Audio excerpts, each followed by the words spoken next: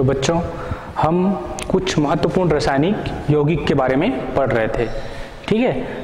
अब हम महत्वपूर्ण रासायनिक यौगिक के अंतर्गत इस्पात के बारे में पढ़ेंगे, ठीक है।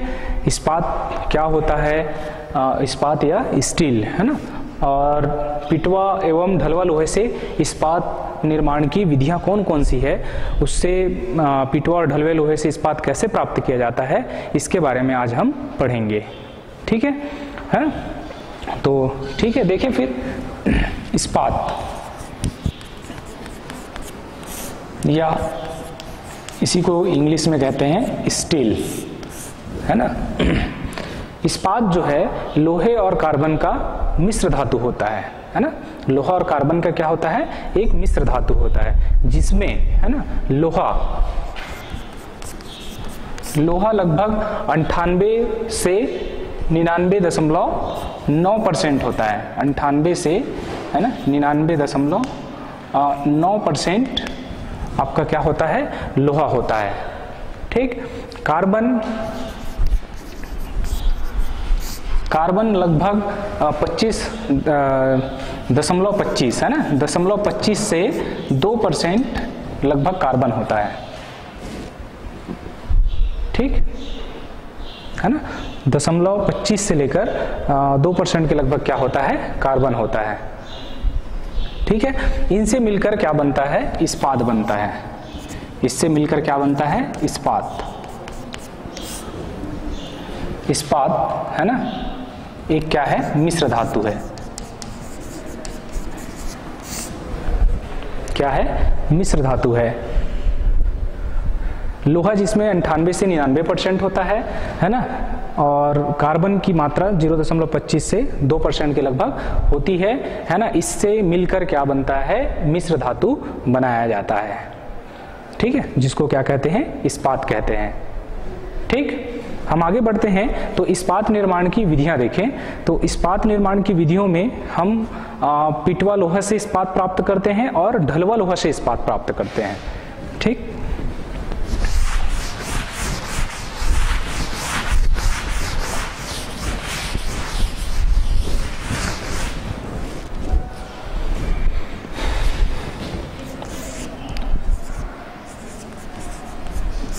ढलवा लोहे से, पहले पिटवा लोहा देख लेते हैं, है ना।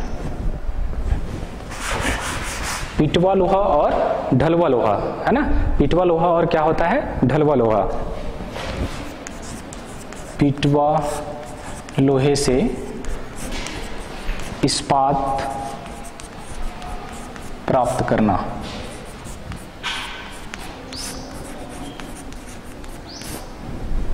पिटवा लोहे से, है ना, पिटवा लोहे से इस्पात प्राप्त करने की हम क्या देखें, विधि देखें। तो इसमें पहला विधि है, इसमें, है ना, सीमेंटेशन की विधि। सीमेंटेशन की विधि द्वारा, सीमेंटेशन की विधि के माध्यम से इस्पात प्राप्त किया जाता है। सीमेंटेशन विधि, पिटवा लोहा से इस्पात प्राप्त करने की सीमेंटेशन विधि, ठीक। अब सीमेंटेशन विधि क्या है, इसके बारे में देखें। तो सीमेंटेशन विधि में क्या होती है, एक भट्ठी होती है।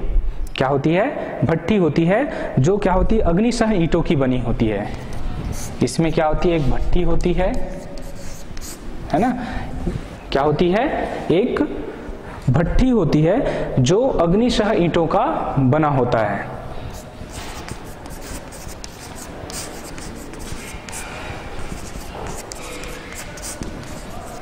अग्निशः ईंटों का क्या होता है, बना हुआ होता है, ठीक है ना, ठीक। इसमें अग्निशः ईंटों का जो बना होता है भट्टी, इसमें हम लोहे की सलाखें, है ना, इसमें हम क्या करते हैं, लोहे की सलाखें डाल देते हैं। ये जो लोहा है किसकी लोहे होंगी, पिटवा लोहे की, है ना। यहाँ पर और लिख लेंगे, पिटवा लोहे की क्या होंगी, सलाखें। पिटवा लोहे की सलाखें डाल देते हैं, ठीक। और इसमें क्या डाल देते हैं, कोयले की तह लगा देते हैं। इसमें क्या लगा देते हैं, कोयले की तह। कोयले की इसमें हम तह लगा देते हैं।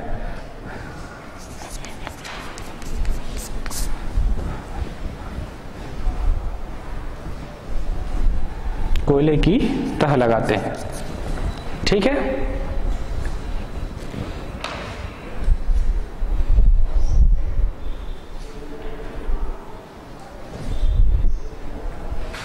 ठीक है जी, है ना। तह मतलब जो भट्टी, जैसे ये बॉक्स है ना, ये भट्टी की तरह बॉक्स है ना।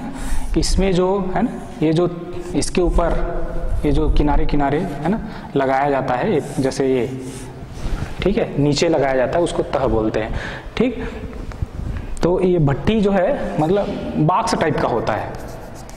समझ में आ रहा है क्या होता है? एक बॉक्स टाइप का होता है ना। हम क्या करते हैं, सीमेंटेशन विधि में पिटवा लोहे से इस्पात निर्माण प्राप्त करने के लिए सॉरी, है ना, क्या करते हैं हम, है ना, एक भट्टी टाइप का क्या होता है, बॉक्स होता है ना, एक बॉक्स होता है। ठीक है, इसमें क्या होती है, अग्निशय ईंटों, ये जो बॉक्स है अग्निशय ईंटों का बना होता है।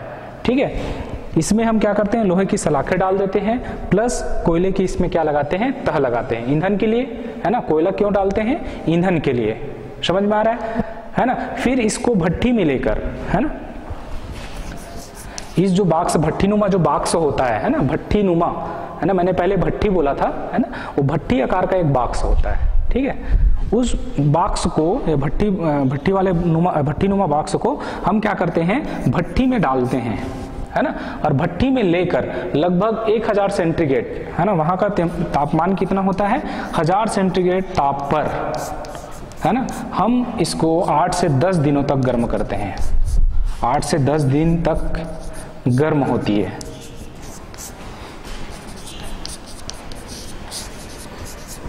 ठीक है, 8 से 10 दिन तक क्या करते हैं, इसको गर्म करते हैं। समझ में आई बात, है ना। ठीक है, वो जो भट्टीनुमा बॉक्स होता है उसमें क्या करते हैं, उसको क्या करते हैं, भट्टी में लेकर, है ना, भट्टी में 1000 ताप पर, है ना, गर्म करते हैं। गर्म कितने दिन तक, 8 से 10 दिनों तक। ठीक है, गर्म होता है। गर्म होने पर, है ना, भाई गर्म होगा तो कोयला जलेगा, है ना, जो हमने क्या डाला है, कोयला। ठीक है, क्या डाला हुआ है, कोयले की तह लगाए ना, कोयला जलेगा तो क्या बनेगी, कार्बन मोनोऑक्साइड गैस बनेगी। क्या, कौन सी गैस बनेगी, कार्बन मोनोऑक्साइड। ठीक है,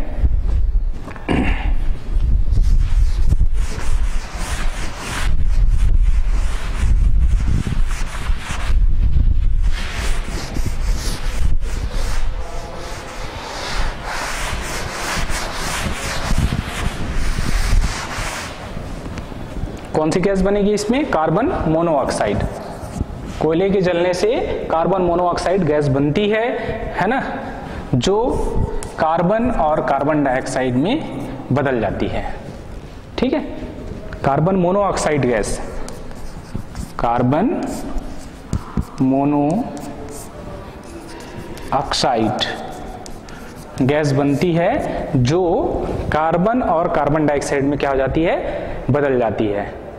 अब देखिए हमने क्या किया है, उस बॉक्स के अंदर, है ना, क्या डाला है, लोहे की सलाखें डाली है, पिटवा लोहे की रॉड, सलाखें मतलब क्या होती है, रॉड, है ना, पिटवा लोहे की क्या डाली है, सलाखें डाली है।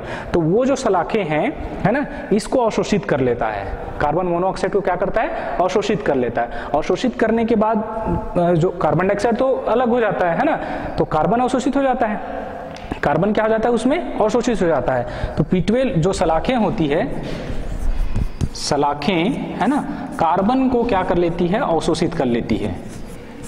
ठीक, किसको अवशोषित कर लेती है, कार्बन को अवशोषित कर लेती है। और कार्बन को अवशोषित करने के बाद ये इस्पात में क्या हो जाता है, परिवर्तित हो जाता है। किस में परिवर्तित हो जाता है, इस्पात में परिवर्तित हो जाता है।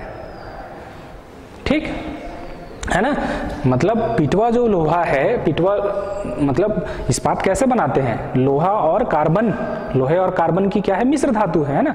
तो यहाँ पर कार्बन मिल गया कि नहीं मिल गया, कार्बन कहाँ से मिला, कार्बन मोनोऑक्साइड गैस, है ना, उसको कौन अवशोषित करता है, पिटवा लोहे की सलाखें, है ना। और जब कार्बन मोनोऑक्साइड क्या हो मतलब बदल जाती है किसमें, कार्बन और कार्बन डाइऑक्साइड में, तो वो कार्बन को कौन ले लेता है, सलाखें। ठीक है, समझ में आ रही बात, है ना। अब देखिए जो यहाँ पर कार्बन डाइऑक्साइड निकलता है ना, कार्बन डाइऑक्साइड निकलता है, कार्बन को लेकर पुनः कार्बन मोनोऑक्साइड गैस में परिवर्तित हो जाती है। ठीक है, ये जो कार्बन डाइऑक्साइड है पुनः कार्बन को लेकर क्या बनाती है, कार्बन मोनोऑक्साइड बनाती है।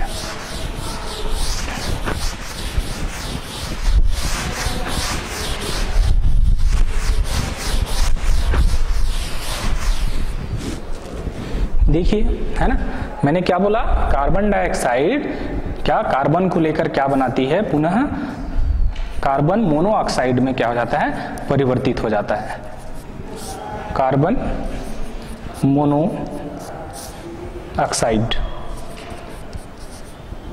इसमें परिवर्तित हो जाता है।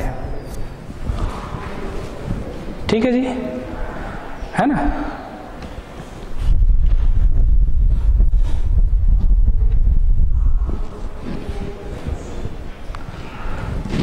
अब आइए यहाँ पर देखिए, है ना, कौन सी गैस निकल रही है, कार्बन डाइऑक्साइड, है ना, कार्बन डाइऑक्साइड।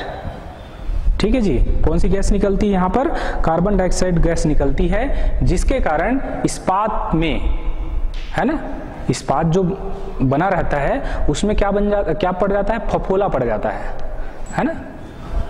मतलब जो इस्पात होता है ना, कार्बन डाइऑक्साइड निकलने के कारण, इस गैस कार्बन डाइऑक्साइड के निकलने के कारण क्या हो जाता है, फफोले पड़ जाते हैं।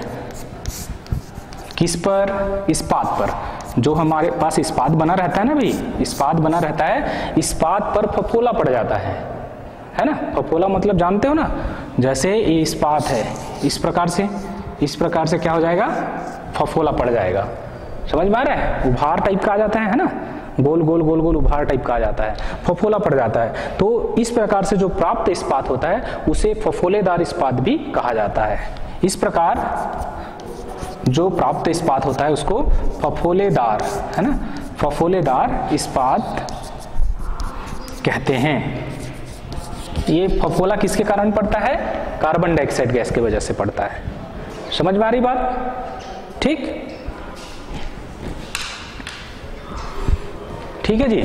तो ये हुई क्या, पिटवा लोहे से इस्पात निर्माण की सेमेंटेशन विधि। कौन सी विधि, सेमेंटेशन विधि। इस विधि में क्या करते हैं हम, एक भट्टीनुमा बाक्स होता है, उस बाक्स में अग्निशः ईंटें लगी होती हैं, है ना, उसमें हम क्या करते हैं, पिटवा लोहे की सलाखें डाल देते हैं, है ना, और कोयले की तह लगा देते हैं।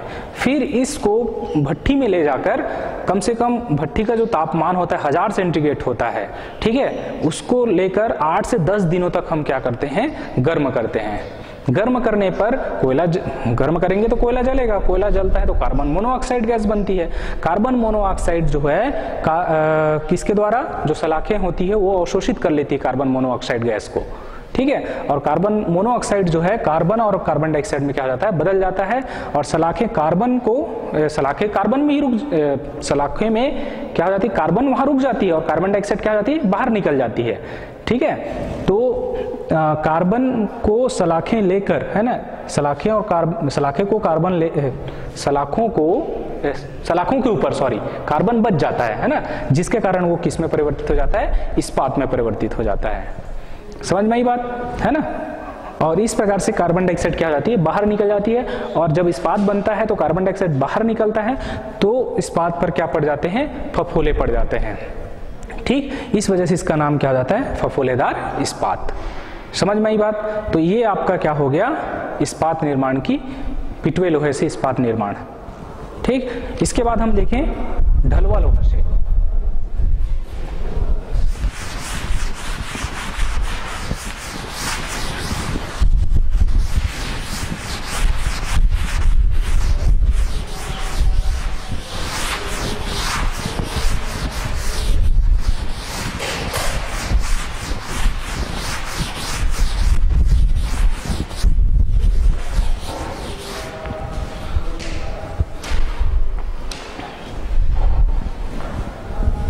दूसरा नंबर हम देखें, पिटवा लोहे से देख चुके हैं, अब हम देखते हैं ढलवा लोहे से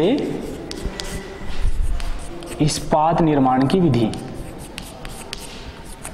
इस्पात निर्माण, है ना, ढलवा लोहे से इस्पात निर्माण कैसे किया जाता है। ढलुआ लोहा से इस्पात निर्माण बेसेमर विधि से किया जाता है। कौन सी विधि से? बेसेमर विधि। इसमें बेसेमर विधि का प्रयोग करते हैं। बेसेमर विधि में क्या होता है ना? बेसेमर विधि सबसे पहले इसको किसने दिया था इसके बारे में देख लें तो 1885 में, है ना? किसमें? 1885 में, है ना? हेनरी बेसेमर द्वारा दिया गया था। हेनरी बेसेमर द्वारा दिया गया था। ठीक है, 1885 में किसके द्वारा दिया गया था? हेनरी बेसेमर द्वारा दिया गया था। ठीक है, इन्होंने क्या किया था? ढलवा लोहा में वायु प्रवाहित किया था, है ना? ढलवे लोहा में क्या प्रवाहित किया था? वायु प्रवाहित करके, ढलवा लोहा में वायु प्रवाहित करके कार्बन और गंधक, है ना, कार्बन और सल्फर की अशुद्धियों को क्या किया था? दूर करके, है ना, दूर करके शुद्ध लोहा प्राप्त किया था। ठीक, कार्बन और सल्फर की अशुद्धि को दूर करके कौन सा? शुद्ध लोहा प्राप्त किया था। ठीक है, तो ये बेसेमर विधि होती क्या है ना? उसको हम देखें तो बेसेमर परिवर्तक, है ना, बेसेमर परिवर्तक के माध्यम से शुद्ध लोहा प्राप्त किया था।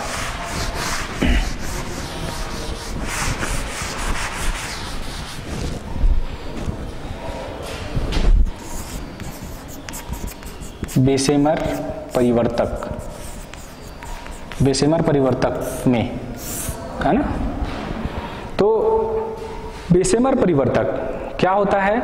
यह एक नाशपाती के आकार का होता है। नाशपाती एक फल होती है, उसके आकार का बना होता है, जिसको हम क्षैतिज, है ना, और ऊर्ध्वाधर क्या कर सकते हैं? रख सकते हैं, घुमा सकते हैं। ठीक है जी, बेसेमर जो परिवर्तक है वो किस आकार का होता है? नाशपाती के आकार का होता है, नाशपाती के आकार का। ठीक, इसको हम क्या कर सकते हैं? क्षैतिज, है ना, क्षैतिज और ऊर्ध्वाधर कर सकते हैं, है ना? नाशपाती के आकार का एक क्या होता है? बर्तन, नाशपाती के आकार का बर्तन होता है, एक जोड़ लेंगे। ठीक, अब आइए, ये जो बेसेमर परिवर्तक है ना, ये दो प्रकार का होता है। कितने प्रकार का होता है? दो प्रकार का। एक तो होता है अम्लीय बेसेमर,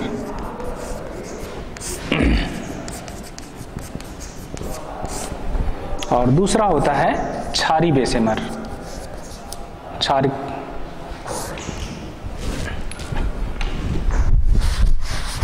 क्षारकीय बेसेमर या क्षारीय बेसेमर।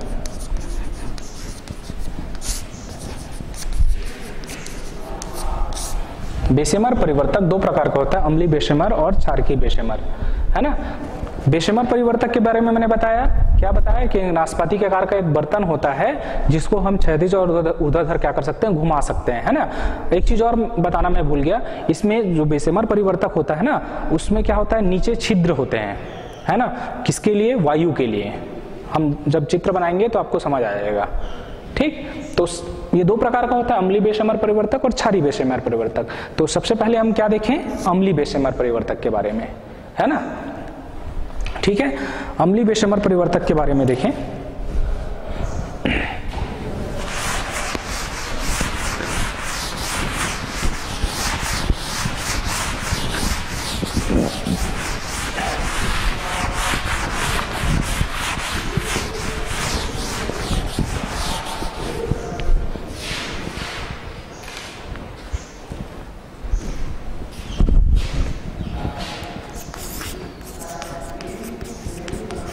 अम्लीय बेसेमर परिवर्तक, इसके बारे में हम देख लेते हैं, है ना? इसका डायग्राम बनाते हैं, ठीक है ना?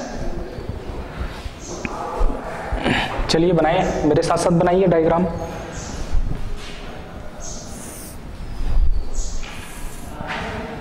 इस प्रकार की नाशपाती के आकार की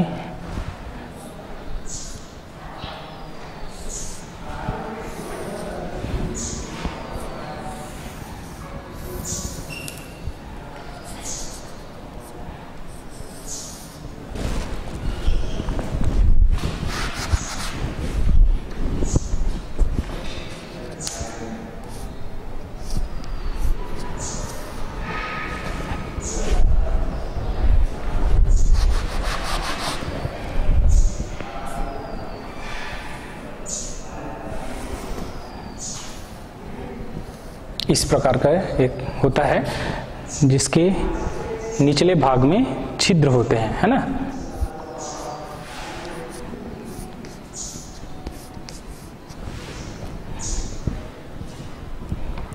किसके लिए? वायु के लिए।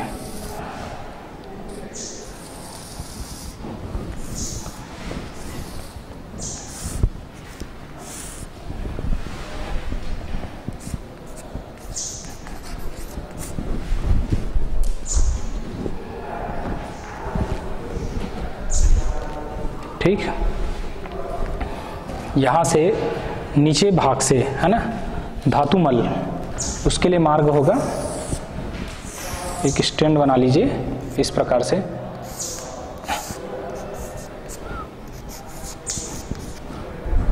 इधर भी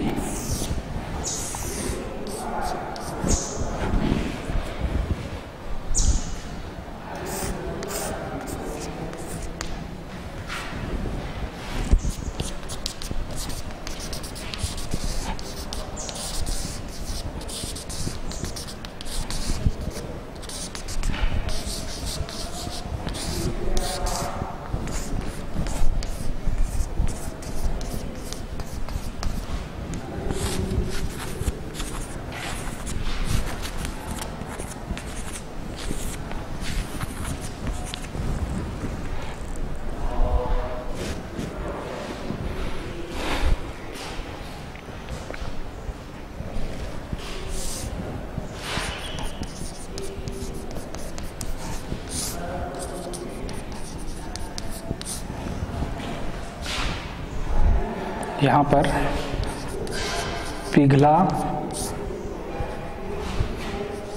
पिघला ढलवा लोहा होगा, ढलवा लोहा, इधर से हम वायु भेजेंगे। ठीक है, बना लीजिए इसको। ठीक,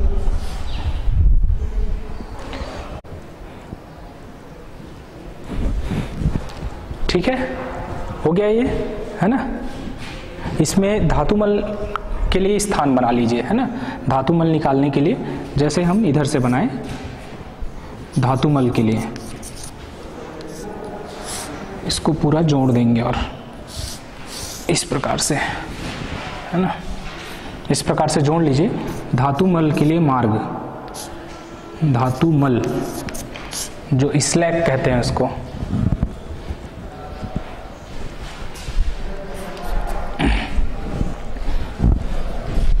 इसमें जो है सिलिका का अस्तर,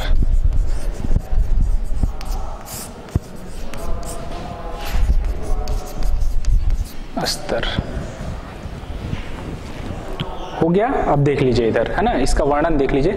हम देख रहे हैं अम्लीय बेशेमर परिवर्तक। अम्लीय बेशेमर परिवर्तक, इसमें क्या लगा होता है? सिलिका का अस्तर, है ना। सिलिका का क्या लगा रहता है? अस्तर लगाते हैं, है ना। सिलिका जो होता है उसका अस्तर यहाँ अंदर लगा होता है। ये अंदर से खोखला होता है ना। जो बेशेमर परिवर्तक होता है क्या होता है? अंदर से खोखला। पहले बता दिया नाशपाती के आकार का है ना। इसको हम क्षैतिज और ऊर्ध्वाधर घुमा सकते हैं। नीचे वायु के लिए क्या होता है? छिद्र होता है ना। वायु भेजकर, है ना, हम क्या करते हैं? ढलवा लोहे से इस्पात प्राप्त करते हैं। देखिए इधर से वायु भेजा जाता है, इधर से क्या किया जाता है? वायु भेजा जाता है। यहाँ पर क्या होता है? ढलवा लोहा, है ना। ठीक है, ढलवा लोहा होता है जो क्या हो जाता है?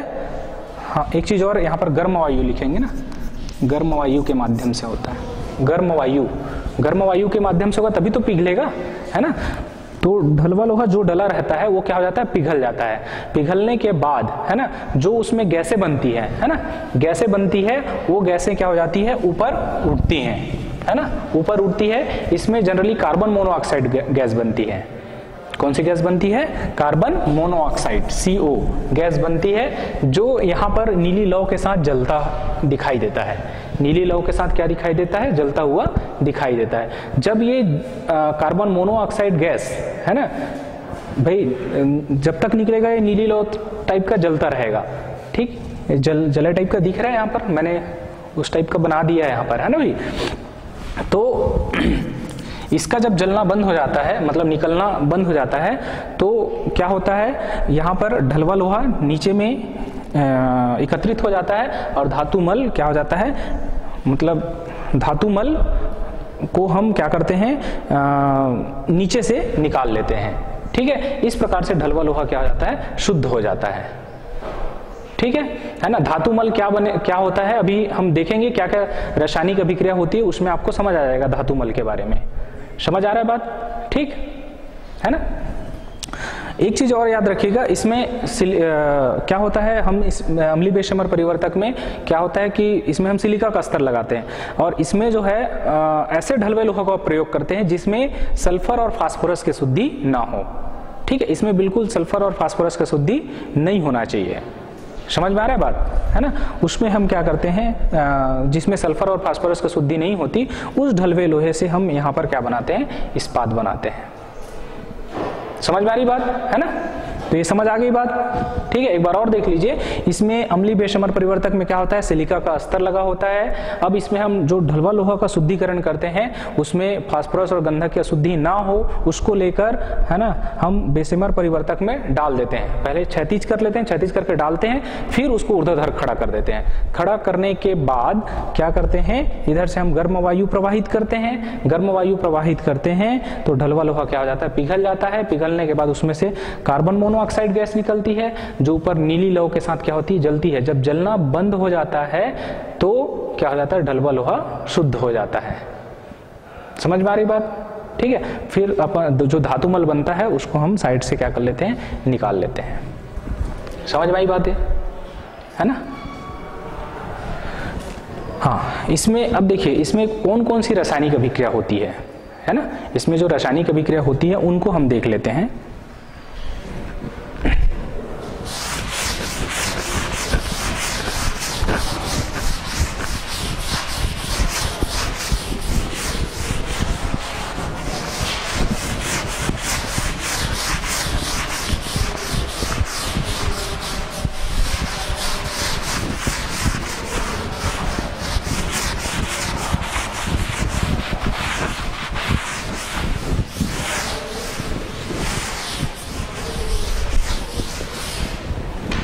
इसमें होने वाली रासायनिक अभिक्रिया, है ना।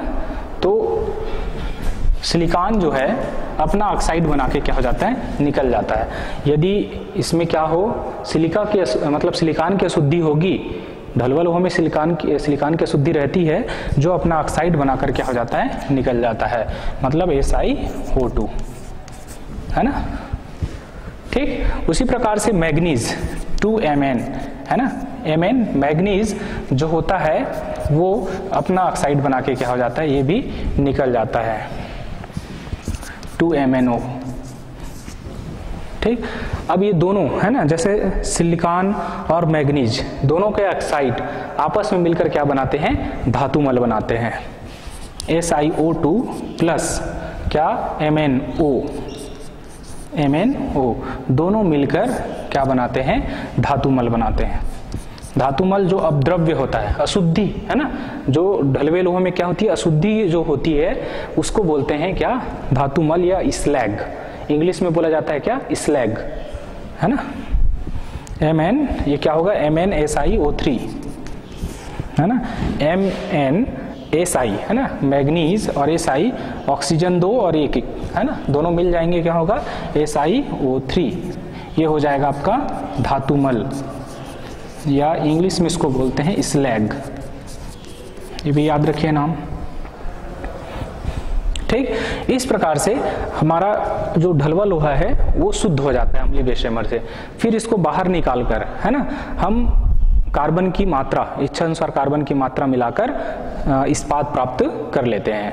ठीक है ना। कार्बन की मात्रा मिलाकर क्या करते हैं, इच्छा अनुसार इस्पात प्राप्त कर सकते हैं। ठीक है जी।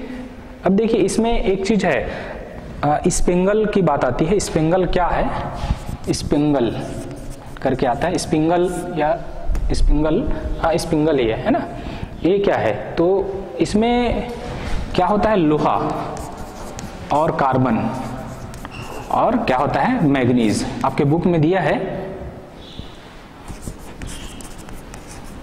मैग्नीज। इसको इस रूप को लोहा प्लस कार्बन प्लस मैग्नीज को स्पिंगल कहा जाता है, स्पिंगल।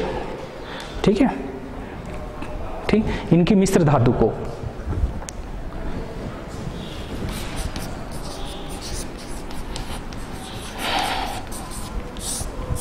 इनकी मिश्र धातु को, लोहा कार्बन मैग्नीज की मिश्र धातु को स्पिंगल कहा जाता है।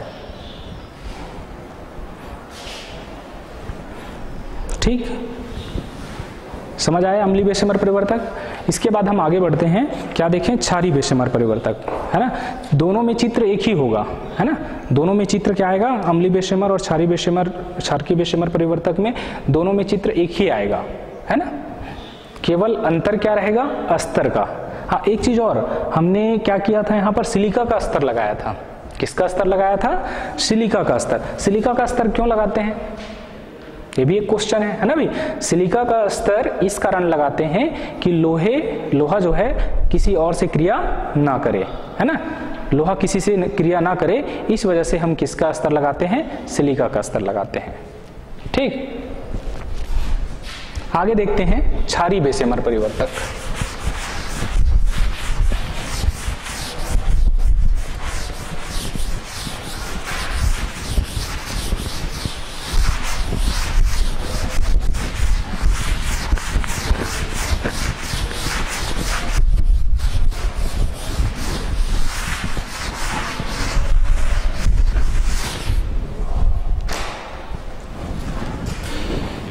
दूसरा नंबर बेशेमर परिवर्तक में क्षारकीय बेशेमर परिवर्तक।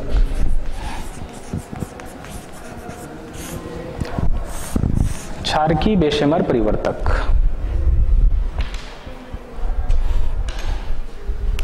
देखिए ये क्या होता है ना, क्षारकीय बेशेमर परिवर्तक सेम अम्लीय बेशेमर परिवर्तक जैसा होता है। बेशेमर परिवर्तक का जो चित्र बनाया था सेम होता है, लेकिन अस्तर जो है इसमें जो अस्तर लगा होता है वह चूना और मैग्नीशिया का लगा होता है। चूना और किसका, मैग्नीशिया। इसमें चूना और किसका अस्तर लगा रहेगा, मैग्नीशिया का अस्तर लगा रहेगा। ठीक है, और है ना, कौन सी ढलवा लोहा का उपयोग इस विधि से हम, मतलब कौन से ढलवा लोहा को शुद्ध करते हैं, जिसमें फास्फोरस की अशुद्धि होती है ना, जिसमें किसकी अशुद्धि होती है, फास्फोरस। क्षारकीय बेशेमर परिवर्तक हम जिसमें फास्फोरस की अशुद्धि होती है उसके लिए प्रयोग करते हैं। जिस ढलवे लोहे में फास्फोरस की अशुद्धि होती है उसके लिए इस विधि का उपयोग किया जाता है। ठीक, जिसमें फास्फोरस की अशुद्धि होती है उसके लिए हम जिस ढलवे लोहे में, है ना, जिस ढलवे लोहे में फास्फोरस की अशुद्धि होती है उसमें हम क्षारकीय बेशेमर परिवर्तक का उपयोग करते हैं। इसमें, है ना, चूना और मैग्नीशिया का स्तर लगा होता है। समझ में आई बात? ठीक है ना। अब देखिए हम क्या करते हैं इसमें, फिर क्षैतिज कर लेते हैं। बेशेमर परिवर्तक को क्या करते हैं, क्षैतिज कर, झुका लेते हैं, झुकाकर उसमें ढलवा लोहा डाल देते हैं जिसमें फास्फोरस की शुद्धि होती है।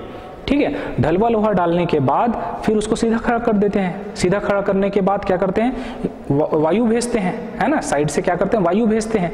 वायु, गर्म वायु के कारण क्या होती है, फिर वही जो अम्लीय बेशेमर परिवर्तक में जो प्रोसेस हुआ सेम प्रोसेस यहाँ पर होता है, सेम प्रक्रिया यहाँ भी होती है। ठीक है, क्या होता है, ढलवा लोहा पिघल जाता है, पिघल कर जो धातुमल जो बनता है, अशुद्धि जो होती है वो क्या हो जाती है, अलग हो जाती है। समझ में आ रहा है बात, है ना। तो इसमें कौन कौन सी रासायनिक अभिक्रिया होती है इसको भी देख लेते हैं, है ना। इसमें क्या क्या रासायनिक अभिक्रिया होती है, तो इसमें क्या होता है, जो फास्फोरस होता है ना, P, ठीक, फास्फोरस क्या होता है, ये अपना ऑक्साइड बना के निकल जाता है, मतलब ये पेंटा ऑक्साइड बनाता है। क्या बनाता है, पेंटा ऑक्साइड, P2O5, है ना, P2O5, 2 भाग लो, है ना, इसको बोलते हैं फास्फोरस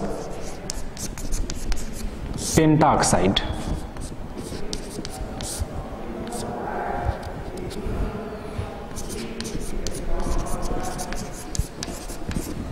फास्फोरस पेंटा ऑक्साइड, फास्फोरस जो है अपना ऑक्साइड बनाता है, क्या, फास्फोरस पेंटा ऑक्साइड बनाता है।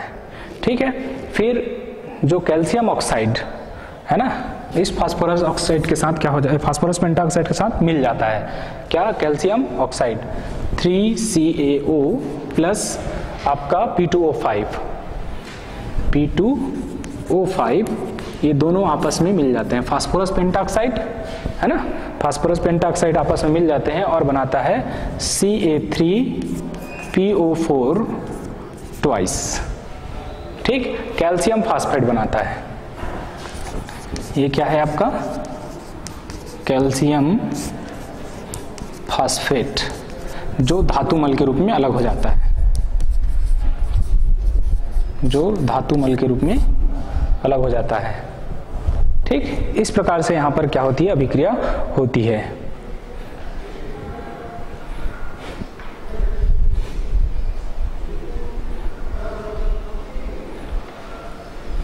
ठीक है,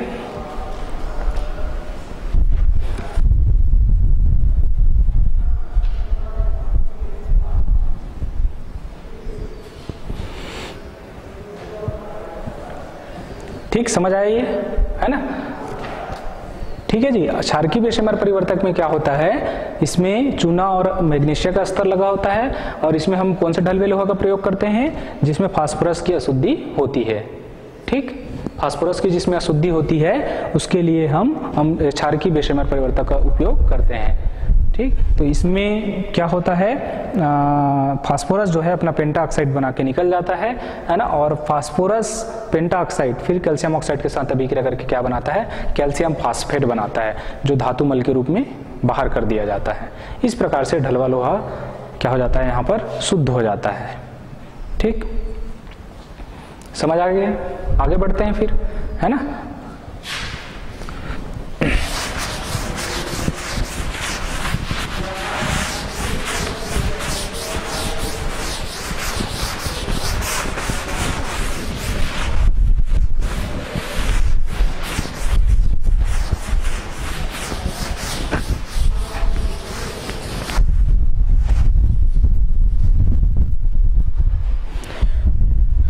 देखिए एक चीज इसमें हमने क्या देखा, बेशेमर परिवर्तक, तो बेशेमर विधि के लाभ और हानि भी देख लेते हैं, है ना, क्या लाभ है और क्या हानि है इसके, ठीक है। तो लाभ में क्या है, इसमें ईंधन का उपयोग नहीं होता है, ठीक, जैसे सीमेंटेशन विधि में क्या लगाते हैं, कोयला लगाते हैं ना, तो यहाँ पर कोई कोयला का प्रयोग मतलब ईंधन का प्रयोग नहीं किया जाता। और क्या है, सस्ती है ये जो विधि है, क्या है विधि, जो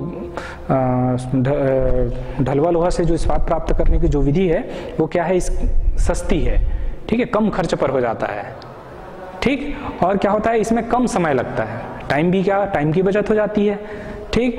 और धातुमल एक चीज है, हानि भी होती है। देखिए दो बातें मैंने बताई, वो लाभ की, क्या लाभ कि ईंधन का उपयोग नहीं होता, ईंधन हमारा बच जाता है, सस्ती है, कम समय लगता है ना। लेकिन इसके हानि भी है। क्या हानि है कि धातुमल अधिक मात्रा में बनता है, जो स्लैग बनता है वो क्या होता है, अधिक मात्रा में बनता है, और जो इस्पात हमको प्राप्त होता है वो घटिया किस्म का होता है, अच्छी किस्म का इस्पात इससे हमको प्राप्त नहीं होता, ठीक है। और ये जो इस्पात है ना, इस इस्पात का उपयोग ज्यादातर भवन निर्माण, पुल निर्माण, जहाँ घर बनाते हैं, मकान बनाते हैं, पुल बनाते हैं ना, उसके ढांचे तैयार करने के लिए उपयोग किया जाता है। इससे जो इस्पात बनता है उसका, समझ में आई बात, ठीक है, ठीक जी। तो आज हमने क्या क्या देखा, इस्पात के बारे में हमने पढ़ा, इस्पात किसका मिश्र धातु है, लोहा और कार्बन का, इसके बारे में हमने पढ़ा। फिर क्या, इस्पात निर्माण की विधि है ना, पिटवा लोहा से कैसे बनाते हैं और ढलवा लोहा से कैसे बनाते हैं, ठीक है। तो ये समझ आ गया, ठीक। तो आज के लिए बस इतना ही, है ना, आगे का हम नेक्स्ट क्लास में देखेंगे। तो धन्यवाद।